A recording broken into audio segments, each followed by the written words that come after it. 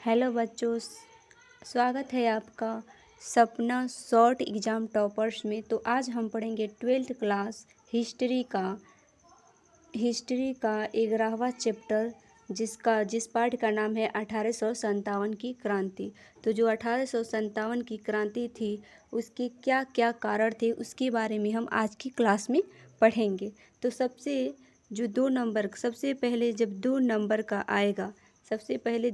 का आएगा तो बस हम इतना लिख देंगे कि 1857 की क्रांति के निम्नलिखित कारण थे। तो पहला कारण हो जाएगा राजनीतिक कारण, दूसरा कारण हो जाएगा आर्थिक कारण और तीसरा कारण हो जाएगा सामाजिक कारण, चौथा कारण हो जाएगा धार्मिक कारण और पांचवा कारण हो जाएगा सैनिक कारण। तो ये इतना बस 5 ठो लिख देंगे तो हमें 2 नंबर मिल जाएगा।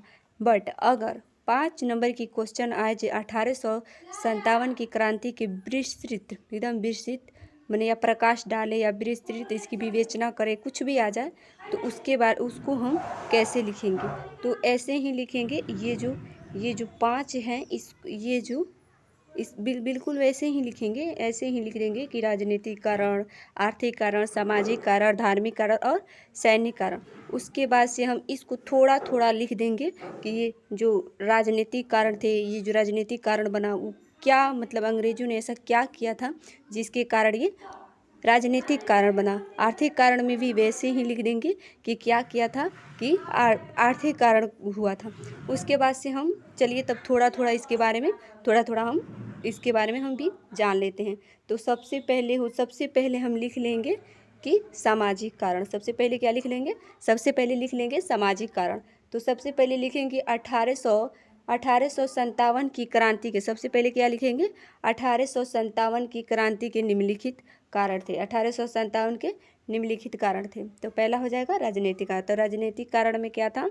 तो वेलेंजी, क्या था? वेलेंजी। इसको हम याद रखेंगे। वेलेंजी क्या था? वेलेंजी को हम याद रखेंगे। तो वेलेंजी 1798 से 1805 ईस्वी में एक सहायक संधिया हुई थी। उससे जो भारत की जो राजनीतिक में असंतोष व्याप्त था, माने उसमें जो ये संधिया हुई थी उसमें जो भारत की जनता थी इससे असंतुष्ट थे वो लोग। और जो रही कसर थी उसको लॉर्ड डलहौजी ने 1848 में लॉर्ड डलहौजी ने 1848 में, इसको हम याद रखेंगे, 1848 में हड़प नीति को लाया था। किसने लाया था? तो लॉर्ड डलहौजी ने लाया था। कितने ईस्वी में लाया था लॉर्ड डलहौजी ने? कितने ईस्वी में? तो 1848 ईस्वी में लाया था। लॉर्ड डलहौजी ने लाया था। इसको याद रखिएगा ये बात कि लॉर्ड डलहौजी ने लाया था, इसको लॉर्ड डलहौजी लाए थे। तो ये जो लॉर्ड डलहौजी जो ये हड़प नीति लाया था इसके बारे में भी थोड़ा सा लिख लेंगे। जो है ये हड़प नीति है, वो जो हड़प नीति उससे मतलब जो हड़प नीति थी वो हड़प नीति किसे कहते हैं थोड़ा सा लिखेंगे। तो ये हड़प नीति कहते हैं जो मतलब जो भारतीय रियासतें थी उसको अपने रियासतों में मिलाना, अपने साम्राज्य में जो ब्रिटिश साम्राज्य थे उसको अपने में मिला लेना ही हड़प नीति कहलाता था। जो लॉर्ड डलहौजी जो था वो ऐसा कोई भी परिस्थिति को नहीं छोड़ना चाहता था जिससे मतलब जो भारतीय रियासतों को जो राजा कहे उसके साम्राज्य को छीन कर अपने ब्रिटिश साम्राज्य में मिलाया जाए। तो उसने हड़प नीति के साथ सबसे पहले उसने सतारा को हड़पा। किसको हड़पा? सबसे पहले उसने सतारा को हड़पा। सबसे पहले किसे हड़पा? सबसे पहले उसने सतारा को हड़पा। उसके बाद से उसने नागपुर को हड़पा। उसके बाद से झांसी को हड़पा। उसके बाद से उसने अवध को हड़पा। उसके बाद से संभलपुर को हड़पा और जो जौनपुर को भी इसने आधी रियासतों को उसने हड़प लिया। तो ये जो थी इतनी सारी रियासतें, इसको हम थोड़ा थोड़ा लिख देंगे। ये जो हड़प नीति के तहत उसने कितनी रियासतों को अपने में हड़प लिया। उसके बाद से है 1851 में कानपुर। देखिए ये भी इम्पोर्टेंट पॉइंट है। 1851 में जो पेशवा बाजीराव थे उनके जो दंतक पुत्र थे नाना साहब, उनको पेंशन देने से मना कर दिया। उन्होंने 1851 में भी एक नीति लाई जिसके तहत उन्होंने कहा कि साम्राज्य के जो उनके दंतक पुत्र गोद लिए हुए पुत्र हैं उनको रियासत में उनका उत्तराधिकारी नहीं बनाया जाएगा। क्या नहीं बनाया जाएगा? उनका उत्तराधिकारी नहीं बनाया जाएगा। और ये जो नाना साहब थे वो बाजीराव पेशवा के किनके? तो बाजीराव पेशवा के वो दंतक पुत्र थे। क्या थे? दंतक पुत्र थे। तो उनको इन्होंने जो बाजीराव पेशवा को जो पेंशन मिलता था वो इनको भी कुछ दिन तक मिला। उसके बाद से उन्होंने 1800 इसको याद रखिएगा 1851 में उन्होंने इसको भी बंद कर दिया। उसके बाद से देख लेंगे, उसके बाद से है आर्थिक कारण। उसके बाद से क्या है? उसके बाद से है आर्थिक कारण। तो आर्थिक कारण ऐसा क्या हुआ था जिससे भारतीयों में असंतोष माने 1857 की क्रांति बना, उसका कारण बना। तो वो था 1750 के पश्चात ब्रिटेन था 1750 ईस्वी में। कितना ईस्वी में? 1750 ईस्वी में ब्रिटेन में औद्योगिक क्रांति संपन्न हो गई। कितना ईस्वी में संपन्न हुई? तो 1750 ईस्वी में। इतना लिख देंगे हम लोग, 1750 ईस्वी में लिखेंगे। कितना में लिखेंगे? 1750 ईस्वी में लिखेंगे। उसके बाद से है मैनचेस्टर और लिवरपूल। ये जो मैनचेस्टर और लिवरपूल है इसको हम याद रखेंगे।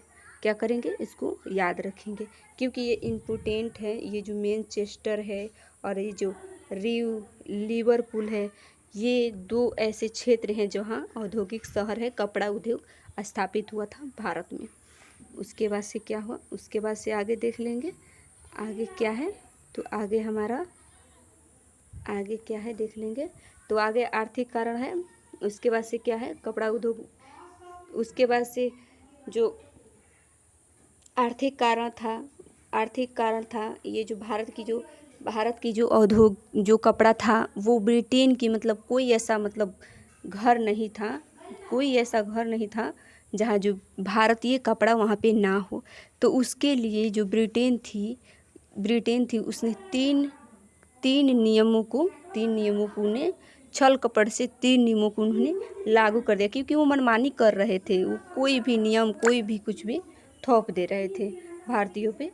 तो सबसे पहला नियम उन्होंने बनाया जो ब्रिटेन में भारतीय कपड़े को प्रतिबंधित किया जाए।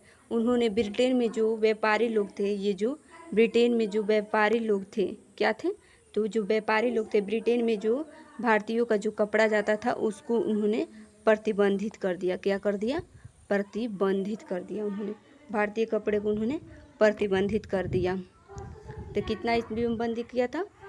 ईस्वी नहीं है इसमें, बस ऐसे ही है कि इसको ब्रिटेन में भारतीय कपड़े को प्रतिबंधित कर दिया गया। उन्होंने कर दिया। और दूसरा नियम था कि भारत से अधिक कपास प्राप्त करने के लिए यहाँ के किसानों को कपास एवं नील की खेती के लिए बाध्य किया जाए।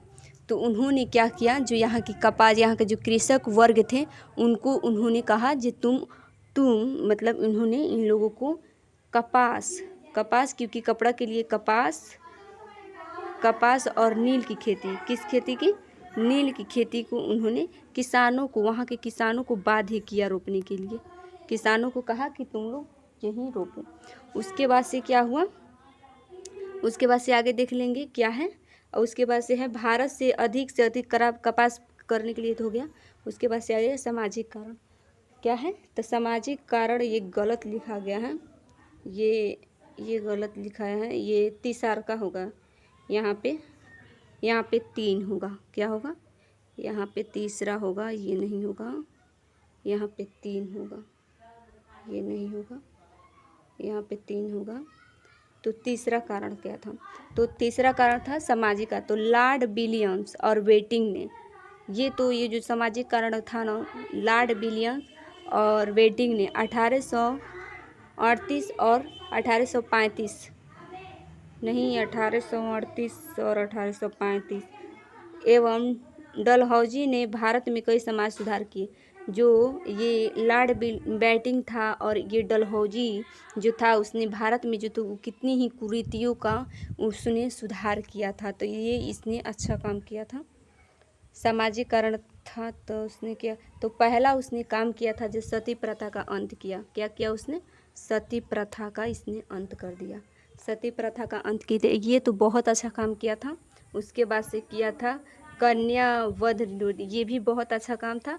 कन्या का जो वध होता था उस समय में उसको उसने उससे रोक लगा दिया। उसके बाद से उसने बाल विवाह निरोध कानून में बाल विवाह निरोध कानून भी बना डाला उसने, ये भी बहुत अच्छा काम किया था उसने। उसके बाद से तीसरा था विधवा पुनर्विवाह, क्या था, विधवा पुनर्विवाह अधिनियम को पारित किया उसने। जो विधवा जो लोग थे, पहले के जो लोग थे, वो बचपन में ही शादी कर देते, उसके बाद से उनके हस्बैंड मर जाते थे, उसकी मृत्यु के बाद जो उनके हस्बैंड लोग होते थे उनके उनके माने जो ससुराल वाले होते थे वो लड़कियों को सती कर देते थे, उनको आग में जला दिया जाता था। किस चीज़ में, तो उनको आग में हमको तो बनाना नहीं आता, फिर भी आपको बना देते हैं ऐसे, मतलब चीता होता था, उन लोगों का पति सोया रहेगा यहाँ पे इन लोगों ने ज़बरदस्ती इसको भी, मतलब सती प्रथा, इसकी दुल्हन को भी इसमें जला देते थे लोग। उसको बहुत बुरा लगा ये, तो उसने इसको हटा दिया, ये बहुत अच्छा किया उसने, हटा दिया इसको। उसके बाद से क्या किया उसने, उसके बाद से आगे पढ़ेंगे कि आगे उसने क्या किया। उसके बाद से धार्मिक कारण था। धार्मिक कारण में क्या क्या आता है, तो धार्मिक कारण में आएगा 1813 ईस्वी में, कितने ईस्वी में, तो 1813 ईस्वी में, 1813 ईस्वी में 1800 चार्टर एक्ट ने, चार्टर जो एक्ट था उसने ईसाइयों को, किसको, ईसाइयों को, मतलब पादरियों को, उसने पादरियों को भारत में आने की अनुमति दे दी। जो पादरी लोग थे, जो ईसाई धर्म में जो पादरी लोग होते हैं ना, उनको आने की, भारत में आने की अनुमति दे दी। कितना ईस्वी में अनुमति दिया था उसने, तो आप लोग याद रखेंगे 1813 ईस्वी में उन्होंने पादरियों को भारत में आने की अनुमति दी थी। उन्होंने भारतीयों को ईसाई बनाने की मुहिम चलाई। जो ब्रिटिश साम्राज्य के जो अंग्रेज लोग थे वो सबसे, मतलब यहाँ पे देखिए धर्म परिवर्तन जो होता है ना, जो लोग कहता है धर्म परिवर्तन कर दो, हिंदू से मुस्लिम बन जाओ, मुस्लिम से हिंदू बन जाओ। आज जो तत्काल में चल रहा है वो क्या नाम है उसका, सीमा हैदर है ना, वो पाकिस्तान से आई है। कहाँ से आई है, पाकिस्तान से आई है, और वो यहाँ पे आके मुसलमान से हिंदू धर्म को अपना लिया। वैसे ही उन्होंने भी भारतीयों को ईसाई बनने की मुहिम तक चला दी। इससे जनता में बहुत ज़्यादा आक्रोश हुआ, बहुत हद से ज़्यादा आक्रोश हो। किसी को भी आक्रोश होगा, किसी के धर्म परिवर्तन कराना बहुत गलत बात है। उसके बाद से अगला है सैनिक कारण। जो सैनिक कारण, उसके पास क्या है, तो सैनिक कारण है। सैनिक कारण में हो जाएगा भारतीय सैनिक जो समुद्र पार जाना, भारतीय सैनिक जो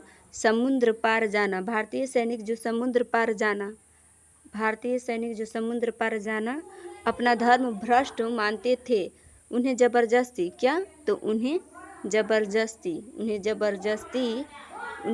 समुद्र पार करने को बाध्य किया गया। उसके बाद से 1854 ईस्वी में डाक अधिनियम पारित किया। ये जो डाक अधिनियम पारित था ये क्या था, तो इसको हम आपको बता दे रहे हैं क्या था। जो ये डाक जो पत्र होता है ना, पत्र डाक से ही आता है। तो जो पत्र होता है, वो जो सैनिक लोग थे अपने घर को जो पत्र भेजते थे वो पहले निःशुल्क था। क्या था, निःशुल्क था। उसके बाद से क्या हुआ, ये जो ब्रिटिश साम्राज्य लोग थे इसके अधिनियम को इन्होंने पारित किया कि अब जो सैनिक लोग हैं उनको फ्री में नहीं, उनको इसके लिए पैसा देना पड़ेगा, मतलब कर देना पड़ेगा। उसके बाद से इनके संदेश को इनके घर वालों तक पहुंचाया जाता। तो ये भी एक कारण था, ये भी एक बहुत बड़ा कारण था उन लोगों का। दूसरा कारण क्या है, तो दूसरा कारण देखेंगे तात्कालिक कारण। सबसे बड़ा कारण यही था, तात्कालिक कारण। ये जो 6वां कारण है यही 1857 की तात्कालिक कारण बनी। तो इसमें कहा गया है, इसमें क्या कहा गया है, तो इसमें कहा गया है कि तात्कालिक कारण में कि यह अफवाह फैल रही थी कि बाजार में ऐसा आटा और शक्कर आया है जिसमें गाय और सुअर की हड्डियों का चूरमा मिला हुआ है। तो इसको आप लोग समझने की कोशिश कीजिए। जो ये तात्कालिक कारण, इसमें अफवाह फैल गई ना, जो बाजार में जो अंग्रेज लोग जो आटा और शक्कर जो लोग बेच रहे हैं उसमें सुअर और गाय के हड्डियों की चूर्णा मिला हुआ है। तो जो गाय होती है वो जो गाय होती है उसको हिंदू लोग बहुत ही पवित्र मानते हैं। और ये जो सुअर है वो सुअर से ये लोग जो मुसलमान लोग होते हैं वो लोग इनको मुसलमान लोग उसको मतलब ऐसे मानते हैं कि जैसे छुआ जाएगा तभी उनका धर्म भ्रष्ट हो जाएगा। तो ये लोग, ये अफवाह तो फैल गई थी कि जो बाज़ार है उस जो आटा और शक्कर मिल रहा है उसमें गाय और हड्डियों के चूड़ा मिला हुआ है। और इसी बीच चर्बी वाले कारस्तून हुआ। इसी बीच क्या हुआ था? तो इसी बीच इसी बीच चर्बी वाला कारतून की 1857 की क्रांति का तत्कालीन कारण बना। ये बहुत ही इम्पोर्टेंट है। चर्बी और कारस्तून की 1857 कारण बना था। तो कैसे ये कारण बना था उसको भी समझ लेते हैं। तो समझते हैं 1856 ईस्वी में, कितना में? 1856 ईस्वी में ब्रिटिश सरकार ने लोहे की पुरानी बंदूक ब्राउजन बेंस, क्या है? तो ब्राउजन बेंस के स्थान पर नवीन इनफिल्टर राइफल, क्या है? तो इनफिल्टर राइफल सैनिकों को दिया। क्या दिया था? तो सैनिकों को जो पुरानी उनकी बंदूक थी लाज ब्राउजन, इसकी जगह पर इसको उन्होंने हटा दिया और उन्होंने नई नवीन उनको दे दी राइफल, ये दे दी उनको। उसके बाद से क्या हुआ? जनवरी 1857 में बंगाल के सेनाओं में यह अफवाह फैली कि कारस्तून में गाय और सूअर की चर्बी, जो कारस्तून होता है वो क्या होता है? आप लोग इसको समझिए, कारस्तून क्या होता है? जो कारस्तून होता है ना, वो जो बंदूक होता है, बंदूक कैसे होता है? बंदूक हमको तो नहीं आता है बनाना। ऐसे बंदूक होता है शायद, समझ लीजिए। हाँ, जो बंदूक है ये बंदूक है। तो ये जो गोली इसमें लगी रहती थी ना, गोली, इसमें जो गोली लगी रहती थी, पहले इसमें रहता था गोली, उसके बाद से इसके नीचे बारूद रहता था। तो इसको खोल के इसमें बारूद भरा जाता था। तो दांत से इसको काटना पड़ता था। क्या करना पड़ता था? दांत को काटना पड़ता। यहाँ पे ये है कारस्तून, यहाँ पे अच्छे से समझिए आप लोग। एक सेकेंड, अभी आप लोग को हम समझा देते हैं अच्छे से। ये थोड़ा सा हम हटा दें, इसको थोड़ा सा हटा दे रहे हैं, उसके बाद समझाते हैं। तो समझिए, ये गोली, ये है वो गोली रखने वाला जो होता है ना, पट्टा होता है गोली रखने वाला। तो पहले के बंदूक थी उतना इतनी नहीं था। तो उसको क्या, इसमें आधा में यहाँ पे गोली था, यहाँ नीचे था बारूद था। तो ये क्या होता था? इसको ये था कारस्तून है ये। तो इसको पहले दांत से काटा जाता था। क्या काटा जाता था? दांत से काटा जाता था। उसके बाद से ये गोली निकाली जाती थी, बारूद निकाली इसमें भरी जाती थी। उसके बाद बंदूक में लोड किया जाता था। उसके बाद से बंदूक को चलाया जाता था। क्या किया जाता था? चलाया जाता था उसके बाद से बंदूक को।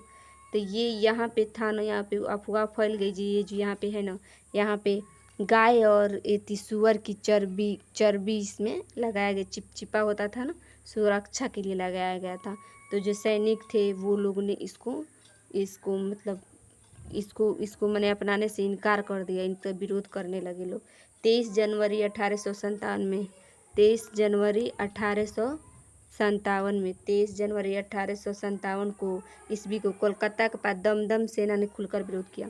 जो दमदम सेना है ना, उसने सबसे पहले विरोध किया था।